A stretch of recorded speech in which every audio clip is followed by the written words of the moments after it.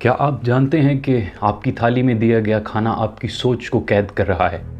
एक ऐसी मखलूक जो 2 दिन में एक बार खाना खाती थी, आज उसे दिन में 3 मरतबा खाने का नशा लगा दिया गया है। ये कोई भूख नहीं बल्कि एक ग्लोबल माइंड कंट्रोल स्ट्रेटजी है। इंसानी तारीख का सबसे बड़ा धोखा हमारी थालियों में, हमारे खाने में परोसा गया है। हमारा मेटाबॉलिज्म इतना एफिशिएंट था कि हम लंबे वक्त तक हम फास्टिंग स्टेट में रहकर पीक परफॉर्मेंस दिखाते थे, मगर आज हमें 3 मील्स अ डे के ट्रैप में फंसा दिया गया है। ये कोई बायोलॉजिकल नेसेसिटी नहीं बल्कि एक कैलकुलेटेड कॉन्स्पिरेसी थी ताकि हमें बॉडी को हर वक्त डाइजेशन में उलझा कर रखा जाए।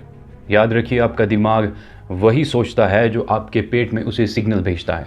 हमारा गट हमारा सेकंड ब्रेन है। जब आप फैक्ट्री मेड में कचरा खाते हैं, आपकी न्यूरल पाथवेज ब्लॉक हो जाती हैं, आपका मूड स्विंग होता है और आपकी विल पावर ख़त्म हो जाती है।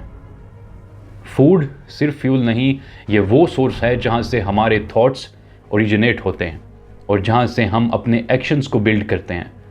जब आप हर वक्त कंज्यूम करते रहते हैं तो आपका जिस्म कभी ऑटोफेजी के प्रोसेस में दाखिल नहीं हो पाता। ऑटोफेजी वो प्रोसेस है जिसमें जिस्म अपने आप को खाता है, वो सेल्फ क्लिनजिंग मैकेनिज्म जहां जिस्म अपने अंदर का डैमेज सेल्स और टॉक्सिन्स को खुद रिसाइकिल करके साफ़ करता है।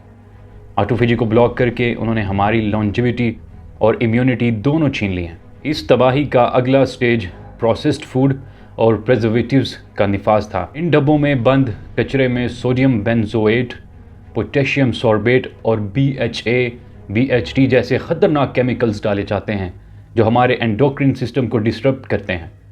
इसके साथ MSG और हाई फ्रक्टोज कॉर्न सिरप हमारे डोपामिन रिसेप्टर्स को हाईजैक कर लेते हैं। जब आपका मूड इन केमिकल्स का मोहताज हो जाए तो आप एक केमिकल स्लेव बन जाते हैं जो कभी गुस्से और कभी बगावत की सही सिमत का फैसला नहीं कर सकता। इस सारी प्लानिंग के पीछे रॉकफेलर और ज़ायनिस्ट एलिट्स का हाथ है, जिन्होंने 20th सेंचुरी में नेचुरल मेडिसिन और हमारी इंडिजिनस डाइट को आउटडेटेड डिक्लेयर करके पेट्रोकेमिकल बेस्ड एलोपैथी को मुसल्लत किया। उनका एजेंडा बहुत क्लियर है, इंसान को इतना बीमार और दिमागी तौर पर डल कर दो कि वो कभी उनके सिस्टम को चैलेंज ना कर सकें। पाकिस्तान जैसे मुल्क में रहकर आखिर इसका हल क्या निकल सकता है? हमें सबसे पहले इंटरमिटेंट फास्टिंग को अपना लाइफस्टाइल बनाना होगा। और आगे आने वाले दिनों में रमज़ान शुरू होने वाला है और अल्लाह रब्बुल इज़्ज़त ने हमें वो मुकम्मल निज़ाम दिया जिसमें ऑटोफेजी प्रोसेस खुद ही एक्टिवेट होता है। आप इंटरमिटेंट फास्टिंग कीजिए, इसको अपना लाइफस्टाइल बनाइए ताकि ऑटोफेजी के ज़रिए हमारा जिस्म उन टॉक्सिन से पाक हो सके।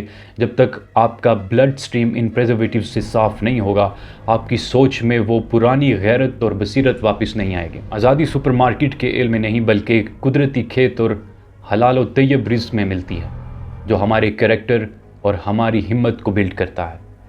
अल्लाह रब्बुल इज़्ज़त हमें इन तमाम फितनों से बचने की हिम्मत और समझ अता फ़रमाए। बहुत शुक्रिया।